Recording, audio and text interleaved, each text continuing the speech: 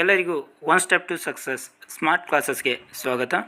ನೋಡಿ ಫ್ರೆಂಡ್ಸ್, ನಾವು ಹಿಂದಿನ ಕ್ಲಾಸ್ನಲ್ಲಿ KEA ಕಂಪಲ್ಸರಿ ಕನ್ನಡದ ಬಗ್ಗೆ, ಅದೇ ರೀತಿಯಾಗಿ VAO, PDO ಮತ್ತು ಗ್ರೂಪ್ ಸಿಗೆ ಸಂಬಂಧಪಟ್ಟಂತೆ ಕನ್ನಡದ ಕ್ಲಾಸನ್ನು ನೋಡ್ತಾ ಇದ್ವಿ.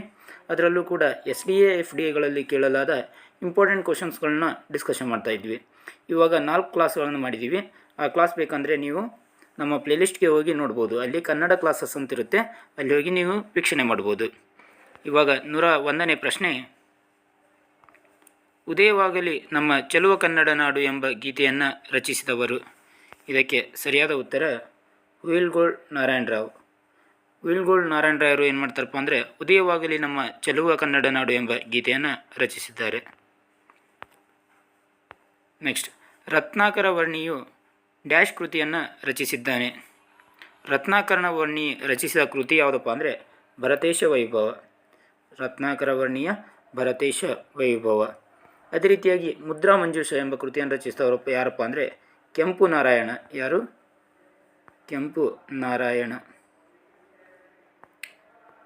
ನೆಕ್ಸ್ಟ್, ಹರಿಶ್ಚಂದ್ರ ಕಾವ್ಯ ನಿಮಗೆ ಗೊತ್ತೇ ಇದೆ, ರಾಘವಾಂಕ.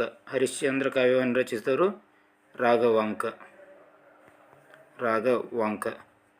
ಅದೇ ರೀತಿಯಾಗಿ ಗಿರಿಜಾ ಕಲ್ಯಾಣ ಹರಿಹರ. ಹರಿಹರನ ಗಿರಿಜಾ ಕಲ್ಯಾಣ, ರಾಘವಾಂಕನ ಹರಿಶ್ಚಂದ್ರ ಕಾವ್ಯ, ರತ್ನಾಕರ ವರ್ಣಿಯ ಭರತೇಶ ವೈಭವ, ಕೆಂಪು ನಾರಾಯಣನ ಮುದ್ರಾ ಮಂಜೂಷ. ನೆಕ್ಸ್ಟ್, ಅರ್ಥಪೂರ್ಣ ವಾಕ್ಯದ ಕೊನೆಯನ್ನು ಸೂಚಿಸಲು ಡ್ಯಾಶ್ ಚಿಹ್ನೆಯನ್ನು ಬಳಸುತ್ತೇವೆ. ಒಂದು ವಾಕ್ಯ ಪೂರ್ಣಗೊಂಡಿರ್ತೈತಿ, ಆವಾಗ ಅರ್ಥಪೂರ್ಣಗೊಂಡಂಥ ವಾಕ್ಯ ಕೊನೆಯಲ್ಲಿ ಯಾವ ಚಿಹ್ನೆಯನ್ನು ಬಳಸ್ತೀವಪ್ಪ ಅಂದರೆ ಪೂರ್ಣ ವಿರಾಮವನ್ನು ಬಳಸ್ತೀವಿ. ಯಾವ ಚಿಹ್ನೆ? ಪೂರ್ಣ ವಿರಾಮ. ಈ ಕಾದಂಬರಿ ಹಿಂದಿ ಕಥೆಯೊಂದರ ವಿಸ್ತೃತ ರೂಪವೆಂದು ನನಗೆ ಗೊತ್ತಿರಲಿಲ್ಲ. ನೋಡಿ, ಒಂದು ವಾಕ್ಯವನ್ನು ಕೊಟ್ಟಿದ್ದಾರೆ, ಅದರಲ್ಲಿ ವಾಕ್ಯದಲ್ಲಿ ಗೆರೆ ಹಾಕಿ ಸೂಚಿಸಿರುವ ಭಾಗ ತಪ್ಪಾಗಿದ್ದರೆ ಸರಿಯಾದುದನ್ನು ಆರಿಸಿ. ನೋಡಿ, ಇಲ್ಲಿ ವಿಸ್ತೃತ ರೂಪ ಅಂತೇಳಿ ಗೆರೆಯನ್ನು ಎಳೆದಿದ್ದಾರೆ. ಅದು ಏನಾದರೂ ತಪ್ಪಾಗಿತ್ತಪ್ಪ ಅಂದ್ರೆ ಸರಿಯಾದದನ್ನು ಆರಿಸ್ಬೇಕು, ತಪ್ಪಿರಲಿಲ್ಲಪ್ಪ ಅಂದ್ರೆ ತಪ್ಪಿಲ್ಲ ಅಂತೇಳಿ ಗುರುತಿಸ್ಬೇಕು. ಹೌದಾ? ಮೊದಲಿದಾಗಿ ವಿಸ್ತೃತ ರೂಪತೆ ಯಾವ ರೀತಿ ಬರೀತೀವೋ ನೋಡೋಣ. ಮೊದಲಿಗೆ ಬರೆದು ನೋಡಬೇಕು. ಯಾವುದೇ ಈ ರೀತಿಯಾಗಿ ಕೊಟ್ಟಾಗ ಮೊದಲು ಏನು ಮಾಡಬೇಕು? ವಿಸ್ತೃತ ರೂಪ ಅದು ಕೊಟ್ಟಿದ್ದಾರೆ. ವಿಸ್ತೃತ ರೂಪ ಹೆಂಗೆ ಬರಿತೀವಿ ಅನ್ನೋದನ್ನು ಮೊದಲು ನಾವು ಇಲ್ಲಿ ಬರ್ಕೋಬೇಕು. ಇಲ್ಲಿ ನೋಡಿ, ಇಲ್ಲಿ ವಿಸ್ತೃತ ಕರೆಕ್ಟಾ ರೂಪ ಈ ರೀತಿಯಾಗಿ ಇದೆಯಾ ನೋಡಿ, ಇಲ್ಲಿ ನೋ, ತಪ್ಪಾಗಿದೆ ಇದು. ಹಾಗಾದರೆ ಸರಿಯಾದನ್ನು ಗುರುತಿಸೋಣವಾ? ಆಪ್ಷನ್ ಎನಲ್ಲಿ ಇದೆ ನೋಡಿ, ಆಪ್ಷನ್ ಎ ವಿಸ್ತೃತ ರೂಪ, ಇದು ಸರಿಯಾದ ಉತ್ತರ ಆಗುತ್ತೆ. ನೆಕ್ಸ್ಟ್, 105ನೇ ಪ್ರಶ್ನೆ, ಈ ಹುಡುಗ ವಿದ್ಯಾವರ್ಧಕ ಸಂಘ ಕಾಲೇಜಿನಲ್ಲಿ ಓದುತ್ತಿದ್ದಾನೆ. ನೋಡಿ ಫ್ರೆಂಡ್ಸ್, ಇಲ್ಲಿ ಗೆಳೆಯಲಾಗಿದೆಯಲ್ಲ, ಈ ಪದ ಸರಿಯಾಗಿದೆಯೋ ತಪ್ಪಾಗಿದೆಯೋ ಅಂತ ಚೆಕ್ ಮಾಡೋಣ. ಮೊದಲು ಏನು ಬರೆಯೋಣ? ವಿದ್ಯಾವರ್ಧಕ ಸಂಘತೆ ಬರೆಯೋಣ. ಏನಂತ? ವಿದ್ಯಾವರ್ಧಕ ಸಂಘ. ನೋಡಿ, ಇಲ್ಲಿ ಸಣ್ಣದ ಇದೆ, ಇಲ್ಲಿ ದೊಡ್ಡದ ಇದೆ. ಹಾಗಾದರೆ ಇಲ್ಲಿ ಯಾವುದು ಆನ್ಸರ್ ಅರ್ಥ ಆಗುತ್ತೆ ನೋಡೋಣವಾ? ಆಪ್ಷನ್ ಬಿ ಆಗುತ್ತೆ. ನೆಕ್ಸ್ಟ್, ಸೂರ್ಯನಂತೆ ಪ್ರಕಾಶಮಾನವಾಗಿದೆ ಎಂಬಲ್ಲಿ ಡ್ಯಾಶ್ ಅಲಂಕಾರವಿದೆ. ನೋಡಿ ಫ್ರೆಂಡ್ಸ್, ಸೂರ್ಯನಂತೆ ಪ್ರಕಾಶಮಾನವಾಗಿದೆ, ಈ ವಾಕ್ಯದಲ್ಲಿ ಯಾವ ಅಲಂಕಾರ ಇದೆ ಅಂತ ಪ್ರಶ್ನೆಯನ್ನು ಕೇಳಲಾಗಿದೆ. ಹೌದಾ? ಇದಕ್ಕೆ ಸರಿಯಾದ ಉತ್ತರ ನೋಡ್ತಾ ಬರೋದಾದರೆ ಉಪಮಾ ಅಲಂಕಾರ. ಅದು ಹೇಗಂದರೆ, ಎಕ್ಸಾಂಪಲ್ ನೋಡಿ, ಸೀತೆಯ ಮುಖ ಕಮಲದಂತೆ ಅರಳಿತು ಅಂತೇಳಿ ಇದು ಕಾಮನ್ ಆಗಿರುವಂಥ ಎಕ್ಸಾಂಪಲ್. ಸೀತೆಯ ಮುಖ ಕಮಲದಂತೆ ಅರಳಿತು. ಕಮಲದಂತೆ ಏನು ಮಾಡೈತಿ? ಅರಳಿತು. ಹೌದಾ? ಇಲ್ಲಿ ನೋಡಿ, ಇಲ್ಲಿ ಉಪಮಾನ ಉಪಮೇಯ ಅಂತೇಳಿ ಇಲ್ಲಿ ಬರ್ತಿರ್ತವೆ. ಉಪಮಾನ ಉಪಮೇಯ. ಆದರೆ ನೀವು ಮೊದಲು ಏನು ನೋಡ್ಕೋಬೇಕಪ್ಪ ಅಂದ್ರೆ ಇಲ್ಲಿ ಹೋಲಿಕೆಯನ್ನು ಮಾಡಲಾಗುತ್ತೆ. ಯಾವ ರೀತಿ ಹೋಲಿಕೆ ಮಾಡಲಾಗಿದೆ? ಸೀತೆಯ ಮುಖವನ್ನು ಯಾವುದಕ್ಕೆ ಹೋಲಿಕೆ ಮಾಡಲಾಗಿದೆ? ಕಮಲಕ್ಕೆ ಹೋಲಿಕೆ ಮಾಡಲಾಗಿದೆ. ಹೌದಾ? ಇಲ್ಲಿ ಅಂತ್ಯ ಅನ್ನುವಂಥ ಒಂದು ಪದ ಬರ್ತಿದೆ. ಹೌದಾ? ಈ ರೀತಿ ಪದಗಳು ಬಂತಪ್ಪ ಅಂದ್ರೆ ಅದು ಉಪಮಾ ಅಲಂಕಾರ ಆಗಿರ್ತೈತಿ. ಹೋಲಿಕೆಯನ್ನು ಮಾಡಿರ್ತಾರೆ. ಯಾವುದನ್ನು? ಸೀತೆಯ ಮುಖವನ್ನು ಇಲ್ಲಿ ಕಮಲಕ್ಕೆ ಹೋಲಿಕೆ ಮಾಡಲಾಗಿದೆ. ಈ ರೀತಿ ಹೋಲಿಕೆ ಮಾಡಲಾಗಿತ್ತಪ್ಪ ಅಂದರೆ ಅದು ಉಪಮಾ ಅಲಂಕಾರ. ಇಲ್ಲಿ ನೋಡಿ, ಸೂರ್ಯನಂತೆ ಪ್ರಕಾಶಮಾನವಾಗಿದೆ. ಅವರು ಮುಂದೆ ಸ್ಟಾರ್ಟಿಂಗ್ ಒಂದು ಏನೋ ಕೊಡಬೇಕಾಗಿತ್ತು, ಅದನ್ನು ಮಿಸ್ ಮಾಡಿದ್ದಾರೆ. ಅದು ಸೂರ್ಯನಂತೆ ಏನೈತಂತ ಪ್ರಕಾಶಮಾನವಾಗೈತೆ ಅಂತ. ಇಲ್ಲಿ ಅಂತ್ಯ ಅನ್ನುವಂಥ ಒಂದು ಪದನೂ ಬಂದೈತಿ. ಅದಕ್ಕಾಗಿ ಇದು ಯಾವುದು? ಉಪಮಾ ಅಲಂಕಾರವಾದೈತಿ. ನೆಕ್ಸ್ಟ್, ವಯೋವೃದ್ಧ ಎಂಬುದರ ವಿಗ್ರಹ ರೂಪ. ವಯೋವೃದ್ಧ ಎಂಬುದರ ವಿಗ್ರಹ ರೂಪವನ್ನು, ವಿಗ್ರಹ ರೂಪ ಅಂದರೆ ಒಂದು ಸಮಾಸ ಇರ್ತೈತಿ, ಆ ಸಮಾಸವನ್ನು ಬಿಡಿಸಿ ಬರಿಬೇಕು. ಸಮಾಸವನ್ನು ಬಿಡಿಸಿ ಬರೋದಿತ್ತಪ್ಪ ಅಂದರೆ ವಿಗ್ರಹ ರೂಪತೆ ಕೊಡ್ತಾನೆ. ಸಂಧಿಯನ್ನು ಬಿಡಿಸಿ ಬರೋದು ಅಂತ ಬಿಡಿಸಿ ಬರೆಯರಿ ಕೊಟ್ಟಿರ್ತಾನೆ. ಸಂಧಿಯನ್ನು ಕೊಟ್ಟಿದ್ದಂದ್ರೆ ಬಿಡಿಸಿ ಬರೆಯರಿ ಕೊಡ್ತಾನೆ. ಸಮಾಸವನ್ನು ಕೊಟ್ಟಿದ್ನಪ್ಪ ಅಂದರೆ ವಿಗ್ರಹ ರೂಪ ಮಾಡಿ ಅಂತೇಳಿ ಕೊಟ್ಟಿರ್ತಾನೆ. ನೀವು ತಲೆಯಲ್ಲಿ ಇಟ್ಕೋಬೇಕು, ಏನಪ್ಪ ಅಂದರೆ ಸಮಾಸವನ್ನು ಕೊಟ್ಟಿದ್ನಪ್ಪ ಅಂದರೆ ವಿಗ್ರಹ ರೂಪ ಮಾಡಿ ಅಂತ ಕೊಡ್ತಾನೆ. ಸಂಧಿ ಏನಾದರೂ ಕೊಟ್ಟಿದ್ನಪ್ಪ ಅಂದರೆ ಬಿಡಿಸಿ ಬರೆಯರಿ ಕೊಟ್ಟಿರ್ತಾನೆ. ಹೌದಾ? ಹಾಗಾದರೆ ಇಲ್ಲೇನಿದೆ, ವಿಗ್ರಹ ರೂಪತೆ ಕೇಳಿದ್ದಾನೆ. ವಿಗ್ರಹ ರೂಪ ಅಂದರೆ ಏನು? ಇಲ್ಲಿ ನೋಡಿ, ವಯೋವೃದ್ಧ, ಇದನ್ನು ನಾವೇನು ವಿಗ್ರಹ ರೂಪ ಮಾಡಬೇಕು. ಹೌದಾ? ವಯೋವೃದ್ಧ ಯಾವ ರೀತಿ ನಾವು ಬರೆದಾಗ ವಯಸ್ಸಿನಿಂದ ವೃದ್ಧ ಆಗ್ತೈತಿ. ಏನಾಗ್ತೈತಿ? ವಯಸ್ಸಿನಿಂದ ವೃದ್ಧ. ವಯಸ್ಸಿನಿಂದ ಏನಾಗಿರ್ತಾನವ? ವೃದ್ಧ ಆಗಿರ್ತಾನೆ. ಅದಕ್ಕಾಗಿ ಅವನಿಗೆ ಏನಂತ ಕರೀತಾರೆ? ವಯೋವೃದ್ಧ. ಹಾಗಾದರೆ ಆಪ್ಷನ್ ಎ ಸರಿಯಾದ ಉತ್ತರ. ವಯಸ್ಸಿನಿಂದ ವೃದ್ಧ, ವಯೋವೃದ್ಧ. ನೆಕ್ಸ್ಟ್, ಕೇಪಿಗ ಈ ಪದದ ಸಮಾನಾರ್ಥಕ ಪದ. ನೋಡಿ ಫ್ರೆಂಡ್ಸ್, ಕೇಪಿಗ ಎಂದರೆ ಹಕ್ಕಿ. ಕೇಪಿಗ ಎಂದರೆ ಹಕ್ಕಿ. ಇಲ್ಲಿ ಕನ್ಫ್ಯೂಷನ್ ಆಗ್ತಾರೆ. ಸಮಾನಾರ್ಥಕ ಪದದಲ್ಲಿ ಕೇಪಿಗ ಅಂದರೆ ಬೀಗನು ಅಥವಾ ಇರ್ಬೋದು ಅಂತೇಳಿ ತಿಳ್ಕೊತಾರೆ, ಆದರೆ ಕೇಪಿಗ ಅಂದರೆ ಹಕ್ಕಿ. ನೆಕ್ಸ್ಟ್, ಜರ ಎಂದರೆ ಮುಪ್ಪು. ಜರ ಎಂದರೆ ಏನರ್ಥ ಕೊಡ್ತೈತಪ್ಪ ಅಂದ್ರೆ ಮುಪ್ಪು ಎಂಬ ಅರ್ಥವನ್ನು ಕೊಡ್ತೈತಿ. ನೆಕ್ಸ್ಟ್, ಖಚೇರರು ಪದದ ಅರ್ಥ. ಖಚೇರರು ಪದದ ಅರ್ಥ ಗಂಧರ್ವರು. ಖಚೇರರು ಅಂದರೆ ಗಂಧರ್ವರು. 111ನೇ ಪ್ರಶ್ನೆ, ಈ ಕೆಳಗಿನ ಪದಗಳಲ್ಲಿ ಅಚ್ಚ ಕನ್ನಡದ ಪದವನ್ನು ಗುರುತಿಸಿ. ನೋಡಿ ಫ್ರೆಂಡ್ಸ್, ಅಚ್ಚ ಕನ್ನಡದ ಪದ ಅಂದರೆ ಯಾವ ರೀತಿ ಇರ್ತಾವೆ ಅನ್ನೋದನ್ನು ಮೊದಲು ನೋಡೋಣ. ನಾವು ದಿನನಿತ್ಯ ಜೀವನದಲ್ಲಿ ಏನು ಬಳಸ್ತಿರ್ತೀವಲ್ಲ, ದಿನನಿತ್ಯ ಜೀವನದಲ್ಲಿ ಬಳಸುವಂಥ ಕೆಲವು ಪದಗಳು ಆಲ್ಮೋಸ್ಟ್ ಅಚ್ಚ ಕನ್ನಡದ ಪದಗಳಾಗಿರ್ತವೆ. ಅದೇ ರೀತಿಯಾಗಿ ನಾವು ಬಳಸುವಂಥ ಪದಗಳು ಯಾವ ರೀತಿ ಇರ್ತಾವಪ್ಪ ಅಂದ್ರೆ, ಅಲ್ಲಿ ಯಾವುದೇ ಒಂದು ದೀರ್ಘ ಪದಗಳು ಇರಲ್ಲ ಜಾಸ್ತಿ, ಅಂದರೆ ದೀರ್ಘ ಸ್ವರಗಳು ಜಾಸ್ತಿ ಬಳಕೆಯಾಗಿರಲ್ಲ.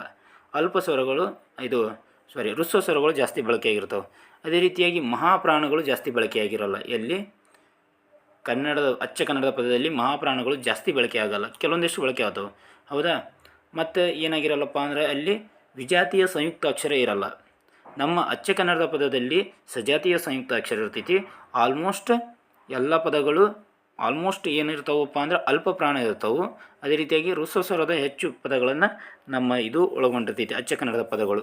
ಹಾಗಾದರೆ ಇವಾಗ ಯಾವ್ಯಾವ ಹೊತ್ತು ನೋಡ್ತಾ ಬರೋದಾದರೆ, ಮೊದಲನೇದಾಗಿ ನಾವು ದಿನನಿತ್ಯದಲ್ಲಿ ಏನು ಬಳಸ್ತೀವಲ್ಲ, ಹೊಲ ಆಗಿರ್ಬೋದು, ಗದ್ದೆ ಆಗಿರ್ಬೋದು, ಹೊಲ, ಗದ್ದೆ, ಬಾಗಿಲು,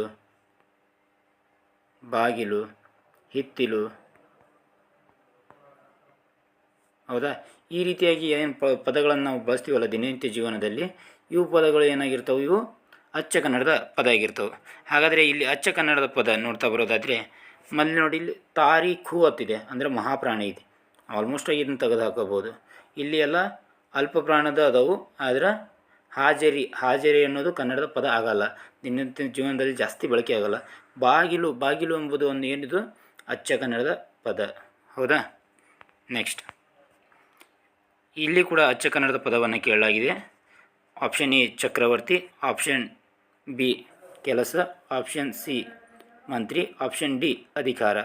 ಇದನ್ನು ನೋಡಿದ ತಕ್ಷಣ ನೀವು ಹೇಳ್ಬೋದು ಆಪ್ಷನ್ ಬಿ ಕೆಲಸ ಇದು ಅಚ್ಚ ಕನ್ನಡದ ಪದ ಆಗೈತಿ. ನೋಡಿ, ನಾನು ಹೇಳಿದಾಗೆ ಇಲ್ಲಿ ಏನು ನೀಡಲಾಗಿದೆಯಪ್ಪ ಅಂದರೆ, ಇಲ್ಲಿ ನೋಡಿ, ವಿಜಾತಿಯ ಸಂಯುಕ್ತಾಕ್ಷರಗಳು ಅದಾವೆ. ಹೌದಾ? ಇಲ್ಲಿ ಕೂಡ ವಿಜಾತಿಯ ಸಂಯುಕ್ತಾಕ್ಷರ ಐತಿ. ಹೌದಾ? ಇಲ್ಲಿ ಅಧಿಕಾರ, ಇಲ್ಲಿ ಏನಾಗಿತ್ತಪ್ಪ ಅಂದ್ರೆ ಮಹಾಪ್ರಾಣಾಕ್ಷರ ಬಳಕೆಯಾಗೈತಿ. ಮಹಾಪ್ರಾಣಾಕ್ಷರ. ಹೌದಾ? ಇಲ್ಲಿ ಕೆಲಸ ಅನ್ನೋದಿದೆ ನೋಡಿ, ಇಲ್ಲಿ ಎಲ್ಲವೂ ಕೂಡ ಅಲ್ಪ ಪ್ರಾಣಗಳು ಅದಾವೆ. ನೆಕ್ಸ್ಟ್, ಬಿಳಿಯಾನೆ ಈ ನುಡಿಗಟ್ಟಿನ ಅರ್ಥ. ಬಿಳಿಯಾನೆ ಅಂದರೆ ನಿರುಪಯುಕ್ತ ಭಾರಿ ಖರ್ಚಿನ ಹುದ್ದೆ, ಬಿಳಿಯರು ಸಾಕಿದ ಆನೆ, ಅಧಿಕಾರಶಾಹಿಯ ವರ್ತನೆ, ಶ್ವೇತವರ್ಣದ ಆನೆ. ಇದಕ್ಕೆ ಸರಿಯಾದ ಉತ್ತರ ನಿರುಪಯುಕ್ತ ಭಾರಿ ಖರ್ಚಿನ ಹುದ್ದೆಯನ್ನು ಏನಂತ ಕರಿತೀವಿ? ಬಿಳಿಯಾನೆ ಅಂತೇಳಿ ಕರಿತೀವಿ. ಇದು ಬಿಳಿಯಾನೆ ನುಡಿಗಟ್ಟಿನ ಅರ್ಥ. ನೆಕ್ಸ್ಟ್, ಕಣ್ತೆರೆಯುವುದು ಈ ನುಡಿಗಟ್ಟಿನ ಅರ್ಥ. ನೋಡಿ, ಕಣ್ತೆರೆಯುವುದು ಎಂಬುದರ ನುಡಿಗಟ್ಟಿನ ಅರ್ಥ ಏನಂತ ಕೇಳಲಾಗಿದೆ. ಆಪ್ಷನ್ ಎ ಕಣ್ಣನ್ನು ಬಿಡುವುದು, ಆಪ್ಷನ್ ಬಿ ಕಣ್ಣೋಟವನ್ನು ಹರಿಸುವುದು, ಆಪ್ಷನ್ ಸಿ ಜ್ಞಾನೋದಯವಾಗುವುದು, ಆಪ್ಷನ್ ಡಿ ನಿದ್ದೆ ಮಾಡದಿರುವುದು. ಇದಕ್ಕೆ ಸರಿಯಾದ ಉತ್ತರ ಜ್ಞಾನೋದಯವಾಗುವುದು. ಕಣ್ಣು ತೆರೆಯುವುದು ಅಂದರೆ ಜ್ಞಾನೋದಯವಾಗುವುದು. ನೆಕ್ಸ್ಟ್, ನಾನು ಈಗ ತಾನೇ ಕಾಫಿಗೆ ಕುಡಿದು ಬಂದೆ. ಇಲ್ಲಿ ನೋಡಿ, ಒಂದು ವಾಕ್ಯವನ್ನು ನೀಡಲಾಗಿದೆ. ಈ ವಾಕ್ಯದಲ್ಲಿ ಯಾವ ರೀತಿ ಗ್ರಾಮರ್ ಮಿಸ್ಟೇಕ್ ಇದೆ, ಯಾವ ರೀತಿ ಕಾಲವನ್ನು ಕರೆಕ್ಟಾಗಿ ಬಳಕೆ ಮಾಡಿದಾರೋ ಇಲ್ಲೋ ಅದನ್ನು ನೋಡಿ ನಾವೇನು ಮಾಡಬೇಕು, ಇಲ್ಲಿ ಯಾವುದು ತಪ್ಪು ಐತಲ್ಲಪ್ಪ, ಗೆರೆ ಎಳೆದ ಅದ್ರ ಕೆಳಗೆ 1 2 3 4 ಅಂತ ಕೊಡಲಾಗಿದೆ. ಹೌದಾ, ಅವುಗಳನ್ನು ನೋಡಿ ನಾವು ಆನ್ಸರ್ ಮಾಡಬೇಕಾಗುತ್ತೆ. ಫಸ್ಟಿಗೆ ವಾಕ್ಯವನ್ನು ಓದೋಣ. ನಾನು ಈಗ ತಾನೇ ಕಾಫಿಗೆ ಕುಡಿದು ಬಂದೆ. ನೋಡಿ, ಇಲ್ಲಿ ಏನು ಮಿಸ್ಟೇಕ್ ಅನ್ನಿಸ್ತಾ ಇದೆ ನಿಮಗೆ? ಈಗ ತಾನೇ ಕಾಫಿಯನ್ನು ಕುಡಿದು ಬಂದೆ, ಕಾಫಿಗೆ ಕುಡಿದು ಬಂದೆ ಆಗಲ್ಲ, ಇಲ್ಲಿ ಕಾಫಿಯನ್ನು ಕುಡಿದು ಬಂದೆ, ಕಾಫಿಯನ್ನು ಆಗಬೇಕಾಗಿತ್ತು. ಏನಾಗಬೇಕಾಗಿತ್ತು? ಕಾಫಿಯನ್ನು. ಹಾಗಾದರೆ ಆಪ್ಷನ್ 2 ತಪ್ಪಾಗಿದೆ. ಆಪ್ಷನ್ 2 ಆನ್ಸರ್ ಆಗುತ್ತೆ. ಓಕೆ. ನೆಕ್ಸ್ಟ್, ಬೆಳಿಗ್ಗೆ ಹೂಗಳೆಲ್ಲ ಅರಳಿತು. ನೋಡಿ, ಈ ವಾಕ್ಯದಲ್ಲಿ ಏನಾದರೂ ತಪ್ಪಿದೆ ಅಂತ ನೋಡಬೇಕು. ಬೆಳಿಗ್ಗೆ ಏನಾಗಿದೆ ಅಂತೆ? ಹೂಗಳೆಲ್ಲ ಅರಳಿತು. ಹೂಗಳೆಲ್ಲ ಅಂತೆ ಬಹುವಚನ ಪದವನ್ನು ಕೊಟ್ಟಿದ್ದಾನೆ. ಬಹುವಚನ ಕೊಟ್ಟು ಕೊನೆಯದಾಗಿ ಏಕವಚನ, ಅರಳಿತು ಅನ್ನೋದು ಏಕವಚನ ಆಗುತ್ತೆ. ಇಲ್ಲಿ ಏನು ಬರಬೇಕಾಗಿತ್ತು? ಹೂಗಳೆಲ್ಲ ಅರಳಿದವು ಅಂತ ಬರಬೇಕಾಗಿತ್ತು. ಅಂದರೆ ಯಾವುದು ರಾಂಗ್ ಆಗುತ್ತೆ ಇಲ್ಲಿ? Option 3 wrong. ನೆಕ್ಸ್ಟ್, ಎಡಬಲದಲ್ಲಿ ಎಂಬುದು ನಾಮಪದದ ಡ್ಯಾಶ್ ಪ್ರಭೇದಕ್ಕೆ ಸೇರಿದೆ. ಎಡಬಲದಲ್ಲಿ ಇದು ಯಾವ ನಾಮಪದದ ಯಾವ ಪ್ರಭೇದ ಅಂದರೆ ದಿಗ್ವಾಚಕ. ಯಾವುದು? ದಿಗ್ವಾಚಕ. ಅಂದರೆ ಎಡಬಲ ಎಂಬುದು ಏನು ತೋರಿಸ್ತಾ ಇದೆ? ಇದು ದಿಕ್ಕನ್ನು ತೋರಿಸ್ತಾ ಇದೆ, ಹಾಗಾಗಿ ದಿಗ್ವಾಚಕ. ನೆಕ್ಸ್ಟ್, ಕನ್ನಡದ ಮೊದಲ ಮಕ್ಕಳ ವಿಶ್ವಕೋಶ ಯಾವುದು? ಕನ್ನಡದ ಮೊದಲ ಮಕ್ಕಳ ವಿಶ್ವಕೋಶ ಯಾವುದಪ್ಪ ಅಂದರೆ ಕಾರಂತರ ಬಾಲಪ್ರಪಂಚ. ಯಾವುದು? ಕಾರಂತರ ಬಾಲಪ್ರಪಂಚ. ಇದು ಕನ್ನಡದ ಮೊದಲ ಮಕ್ಕಳ ವಿಶ್ವಕೋಶ. ಇತ್ತೀಚೆಗೆ ಚಲನಚಿತ್ರವಾಗಿ ತೆರೆ ಕಂಡ ಕಿರಗೂರಿನ ಗಯ್ಯಾಳಿಗಳು ಕಥೆಯನ್ನು ಬರೆದವರು. ನೋಡಿ, ಕಿರಗೂರಿನ ಗಯ್ಯಾಳಿಗಳು ಅಂತೇಳಿ ಒಂದು ಕತೆ ಐತಿ. ಈ ಕತೆ ಇತ್ತೀಚೆಗೆ ಏನಾಗಿತ್ತು? ಚಲನಚಿತ್ರ ಆಗೈತಿ. ಈ ಕಥೆಯನ್ನು ಬರೆದವ್ರು ಯಾರಪ್ಪ ಅಂದರೆ ಪೂರ್ಣಚಂದ್ರ ತೇಜಸ್ವಿ. ಯಾರು ಬರೀತಾರೆ? ಪೂರ್ಣಚಂದ್ರ ತೇಜಸ್ವಿ ಅವರು. ಹಾಗಾದರೆ ಪೂರ್ಣಚಂದ್ರ ತೇಜಸ್ವಿ ಅವರು ಯಾರು? ಇವರು ಯಾರಪ್ಪ ಅಂದರೆ ಕುವೆಂಪು ಅವರ ಮಗ. ಯಾರ ಮಗ ಇವರು? ಕುವೆಂಪು. ಕುಪ್ಪಳ್ಳಿ ವೆಂಕಟಪ್ಪ ಪುಟ್ಟಪ್ಪನವರ ಮಗ ಯಾರು? ಪೂರ್ಣಚಂದ್ರ ತೇಜಸ್ವಿ ಅವರು. ನೆಕ್ಸ್ಟ್, ಈಗೀಗ ಇದು ಡ್ಯಾಶ್ ವ್ಯಾಕರಣಾಂಶಕ್ಕೆ ಉದಾಹರಣೆಯಾಗಿದೆ. ಈಗೀಗ ಅಂದರೆ ಇಲ್ಲಿ 2 ಪದಗಳು ಬಳಕೆಯಾಗಿವೆ. ಈಗ ಅನ್ನುವಂಥ ಒಂದೇ ಪದ 2 ಬಾರಿ ಬಳಕೆಯಾಗಿದೆ. ಈಗ ಈಗ 2 ಸೇರಿಸಿದ್ದೀವಿ ಅಂದರೆ ಈಗೀಗ ಆಗ್ತೈತಿ. ಹೌದಾ? ಅರ್ಥವನ್ನು ಹೊಂದೀತೋ ಇಲ್ಲೋ ನೋಡ್ಕೋಬೇಕು ಮೊದಲು. ಅರ್ಥವನ್ನು ಹೊಂದೈತಾ? ಓಕೆ, ಅರ್ಥವನ್ನು ಹೊಂದೈತಿ. ಮತ್ತು 2 ಪದ ಒಮ್ಮೆ ಬಳಕೆಯಾಗಿತ್ತಪ್ಪ ಅಂದರೆ ಅದಕ್ಕೆ ಏನಂತ ಕರಿತೀವಿ? ದ್ವಿರುಕ್ತಿ ಅಂತ ಕರಿತೀವಿ. ಹೌದಾ? ಆದರೆ ಅರ್ಥವನ್ನು ಹೊಂದಿರಲಾರ್ದಂತೂ ಯಾವುದಾದ್ರೂ ಪದ ಬಳಕೆಯಾಗಿತ್ತಪ್ಪ ಅಂದರೆ 2 ಬಾರಿ ಬಳಕೆಯಾಗಿತ್ತಪ್ಪ ಅಂದರೆ ಅದನ್ನು ಅನುಕರಣಾವ್ಯಯ ಅಂತ ಕರಿತೀವಿ. ಯಾವ ರೀತಿ? ಮಳೆಯು ರಪರಪನೆ ಮಳೆಯ ರಪರಪನೆ ಬಂದಿತ್ತು. ಹೌದಾ? ಬೆಂಕಿಯು ಧಗಧಗನೆ ಉರಿಯಾಗತ್ತೈತೆ ಅಂತೇಳಿ ಧಗಧಗ, ರಪರಪ, ಸರಸರ. ಸುಯ್ಯನೆ ಗಾಳಿಯು ಸುಯ್ಯನೆ ಬೀಸಿತು. ಈ ರೀತಿ ಸುಯ್ಯನೆ, ರಪರಪ ಇವೇನು ಬರ್ತಾವಲ್ಲ, ಅನುಕರಣೆ ಮಾಡಿ ಹೇಳ್ತಾವಲ್ಲ, ಅದಕ್ಕೆ ಯಾವುದೇ ಒಂದು ಮೀನಿಂಗ್ ಇರಲ್ಲ. ಅವು ಏನಂತ ಕರಿತೀವಿ ನಾವು? ಅನುಕರಣಾವ್ಯಯಗಳು ಅಂತ ಕರಿತೀವಿ. ನೆಕ್ಸ್ಟ್, ಆತಂಕ ಈ ಪದದ ವಿರುದ್ಧಾರ್ಥಕ ಪದ. ಆತಂಕ ಪದದ ವಿರುದ್ಧಾರ್ಥಕ ಪದ ಏನಪ್ಪ ಅಂದರೆ ನಿರಾತಂಕ. ಆತಂಕ ಅಂದರೆ ಭಯ, ಭಯದಲ್ಲಿರೋದು. ನಿರಾತಂಕ ಅಂದರೆ ಯಾವುದೇ ಭಯ ಇರಲಾರ್ದಂಗೆ ಇರೋದು. ಓಕೆನಾ? ನೆಕ್ಸ್ಟ್, ಪ್ರೀತಿ. ಪ್ರೀತಿ ಅಂದರೆ ಮಮತೆ, ವಾತ್ಸಲ್ಯ, ಪ್ರೀತಿ. ಈ ಪದದ ವಿರುದ್ಧಾರ್ಥಕ ಪದ ದ್ವೇಷ. ಪ್ರೀತಿ ಪದದ ವಿರುದ್ಧಾರ್ಥಕ ಪದ ಏನು? ದ್ವೇಷ. ಆದಿ. ಆದಿ ಪದದ ವಿರುದ್ಧಾರ್ಥಕ ಪದ ಆದಿ ಅಂದರೆ ಪ್ರಾರಂಭ, ಮೊದಲನೆಯ ಅಂತಿರೋದು. ಅಂತ್ಯ ಅಂತ ಅಂದರೆ ಮುಕ್ತಾಯ. ನೆಕ್ಸ್ಟ್, ನಿರ್ಗಮನ. ನಿರ್ಗಮನ ಅಂದರೆ ತೆರಳುವುದು ಅಥವಾ ಹೋಗುವುದು. ಆಗಮನ. ಆಗಮನ ಅಂದರೆ ಬರೋದು. ನೆಕ್ಸ್ಟ್, ತೆಂಕಣ. ತೆಂಕಣ ಪದದ ವಿರುದ್ಧಾರ್ಥಕ ಪದ ಮೊದಲನೇದಾಗಿ ತೆಂಕಣ ಅಂದರೆ ಏನಂತ ನೋಡ್ಕೊಳ್ಳೋಣ. ತೆಂಕಣ ಅಂದರೆ ದಕ್ಷಿಣ. ತೆಂಕಣ ಅಂದ್ರೇನು? ದಕ್ಷಿಣ. ಇದರ ವಿರುದ್ಧಾರ್ಥಕ ಪದ ಏನಾಗಬೇಕು? ಉತ್ತರ ಆಗಬೇಕು. ಉತ್ತರ ಅಂತೇಳಿ ನಾವು ಕನ್ನಡದಲ್ಲಿ ಅಚ್ಚ ಕನ್ನಡದಲ್ಲಿ ಏನಂತ ಕರಿತೀವಿ? ಬಡಗಣ ಅಂತ ಕರಿತೀವಿ. ಬಡಗಣವನ್ನು ಉತ್ತರ ಅಂತ ಕರಿತೀವಿ. ಹೌದಾ? ಹಾಗಾದರೆ ಮೂಡಣ ಅಂದ್ರೇನು? ಮೂಡಣ ಅಂದರೆ ಪೂರ್ವ. ಮೂಡಣ ಅಂದರೆ ಪೂರ್ವ. ಬಡಗಣ ಅಂದರೆ ಉತ್ತರ. ಪಡುವಣ ಅಂದರೆ ಪಶ್ಚಿಮ. ನೋಡಿ, ಮೂಡಣ ಅಂದರೆ ಪೂರ್ವ, ಪಡುವಣ ಅಂದರೆ ಪಶ್ಚಿಮ, ತೆಂಕಣ ಅಂದರೆ ದಕ್ಷಿಣ, ಬಡಗಣ ಅಂದರೆ ಉತ್ತರ. ಇದಿಷ್ಟು ಇವತ್ತಿನ ಕನ್ನಡದ ತರಗತಿಯಾಗಿತ್ತು. ಇದೇ ರೀತಿಯಾಗಿ ಇನ್ನಿತರ ತರಗತಿಯಾಗಿ ನಮ್ಮ ಚಾನಲನ್ನು ಸಬ್ಸ್ಕ್ರೈಬ್ ಮಾಡ್ಕೊಳ್ಳಿ. ನಿಮ್ಮ ಫ್ರೆಂಡ್ಸ್ಗಳಿಗೂ ಕೂಡ ಶೇರ್ ಮಾಡಿ. ಧನ್ಯವಾದಗಳು.